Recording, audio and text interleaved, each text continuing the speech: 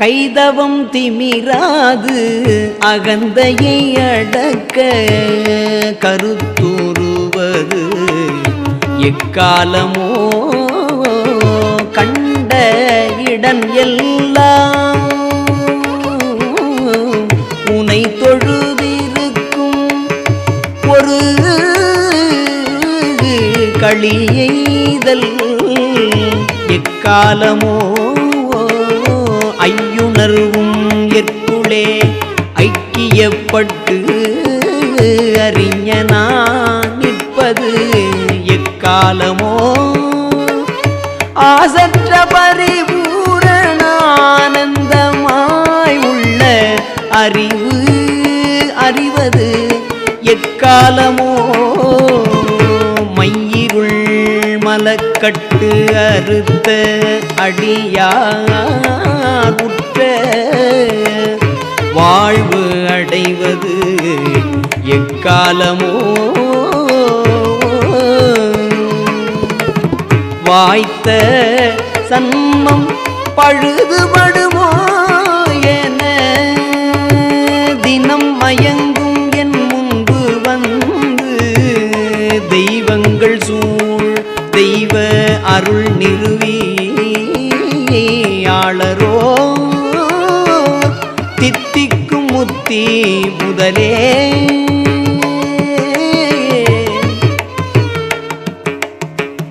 தெள்ளறிவு எனும் சலதி பொங்கும் உள்ளூரில் வளர் சிவசுப்பிரமணிய தேவே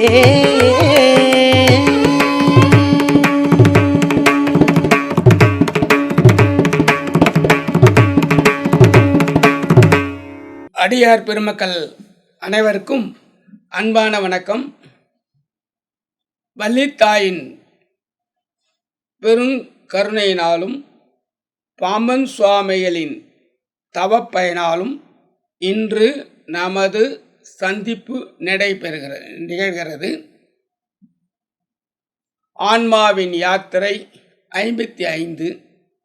நம்ம ஆன்மா யாத்திரை பண்ணின்றது 55வது நிகழ்ச்சியில் நம்ம சந்திக்கிறோம். தத்துவமசி பயிற்சி பாதை 55. தத்துனா அது உள்ள இருக்க பரம்பொருள், துவம்னா நீ ஜீவான்மா, அசின கலக்கராய். தத்துவம் அசி, இது வேத வாக்கியத்தில் வரக்கூடிய ஒரு ரகசியம். இது சுப்பிரமணிய வேசத்தில் கூட இறுதியில் சொல்லியிருக்கிறது. சாமி சொன்னார், சொல்லியிருக்கிறேன். உள்ளூர் சிவசுப்பிரமணிய சதகம் 55. இதில் சுவாமி என்ன சொல்கிறாங்க அப்படின்னு பார்க்க போகிறோம். இனிக்கும் முத்திக்கு தலைவனே, தெளிந்த அறிவு கடல் பொங்கும் இதயம் என்னும் அறிவு இருக்கும் தலத்தில் எழுந்து அருளியுள்ள சிவசுப்பிரமணிய கடவுளே, வஞ்சகம் ஓங்காது எனது அகந்தையை அடக்கும் எண்ணம் எனக்கு வருவது எக்காலமோ. உள்ள ஆன்மாவுக்குள்ளவே ஒரு கேள்வி. இது எங்கே வரும்? வஞ்சகம் ஆன்மாவுக்குள்ளே தான் வரும். அகந்தை எங்கே வரும்? ஆன்மாவுக்குள்ளே தான் வரும். அதெல்லாம் வஞ்சகம் ஓங்காது எனது அகந்தையை அடக்கும் எண்ணம் எனக்கு வருவது எக்காலமோ. பார்ப்பது எல்லாம் பரம்பொருளே என உன்னை கண்டு தொழும் மகிழ்ச்சி கூடுவது எக்காலமோ. எதை பார்த்தாலும் பரம்பொருளாக பார்க்கணுமா, அந்த அளவுக்கு மகிழ்ச்சி வரணுமா. 3வது பாருங்க, மெய், வாய், கண், காது, மூக்கு எனும் 5 அறிவு கருவிகளும் ஒன்றாகி உள்ளே ஞானியாக வாழ்வது எக்காலமோ. இதெல்லாம் வெளியே போய் இருக்குது, எல்லாம் உள்ளுக்குள்ளர பார்க்கணுமா, அதுக்கு தான் பயிற்சி எடுக்கணுமா. அதுதான் தத்துவமசி பயிற்சி. குற்றம் இல்லாத பரிபூர்ண ஆனந்தமான ஞானத்தை பெறுவது எக்காலமோ. கரிய இருள் ஆன அறியாமை என்னும் அறியாமை, நமக்கு யாருக்குமே இந்த விஷயங்களும் தெரிஞ்சுக்கிறவே இல்லை. அதான் அறியாமை. அறியாமை எனும் அதுக்கு பேர் ஆணவம் பேர். ஆணவத்தை அறுத்து, ஆணவத்துக்கு பேர் அறியாமை.